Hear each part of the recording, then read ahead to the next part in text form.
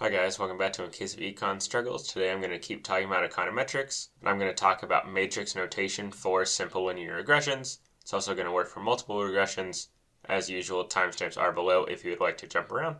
But let's go ahead and get right into it. So just sort of the motivation behind why we're doing matrix notation for regressions. When we use matrices, it's just going to make it a lot easier both to write out. We're going to be able to cover both the simple and multiple regression cases. It's going to make it more mathematically precise when we get into the properties of estimators in the next couple videos. And because we're using matrices, we're going to rely on linear algebra or matrix algebra for a lot of different steps. I'm sort of going to assume that you already know that linear algebra or matrix algebra. I'm not going to cover that unless there's a lot of demand. So if you want to see sort of a refresher on linear algebra, go ahead and put a comment below. But otherwise, let's keep going. So in the last couple videos, we've been talking about the simple regression case where we've got y, which is your stress level from 0 to 10. We've got your x, or your explanatory variable, which is your number of cats. We've got this residual. We've talked about how to get beta hat with the covariance between x and y.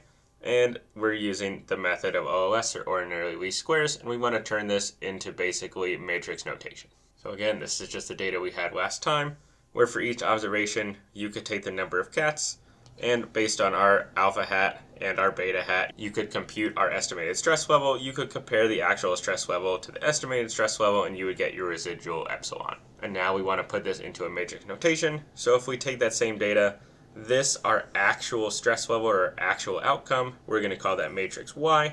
That's going to be a 5 by 1 matrix, 5 rows by 1 column. Number of cats, we only have one explanatory variable, so that's also going to be a 5 by 1 matrix. Our epsilon is going to be also a 5 by 1 matrix. We're going to turn our alpha and beta into a coefficient matrix, where alpha is the first row and beta is the second row. So that's going to be a 2 by 1 matrix beta. Now, if we just write out the multiplication, you can see that we've got y, which is again a 5 by 1, and then we're going to do x times beta. But if I just do x times beta, right now what I've got is a 5 by 1 matrix multiplied by a 2 by 1 matrix, which isn't going to work. And so we're going to need to sort of modify our x matrix in order to make this matrix multiplication work. So what we're going to do is we're just going to add a new column to our data, and it's just going to be a column of ones. So this is going to be a column of ones. It's actually going to come before the number of cats. And the reason why we're adding this extra column is because now we can make x a 5 by 2 matrix. And if we multiply a 5 by 2 matrix by a 2 by 1 matrix, we're going to get a 5 by 1 matrix, which when we add this 5 by 1 matrix for the residuals, we have a 5 by 1 matrix for our y. So that's all well and good.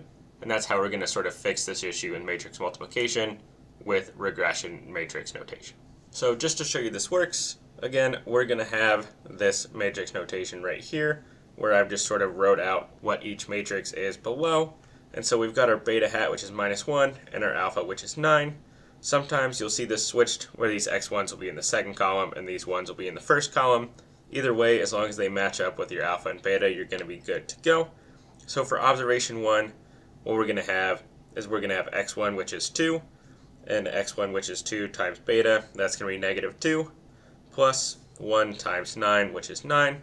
So this stress level becomes 7, and so our epsilon here is just going to be 1, which is exactly what we had before.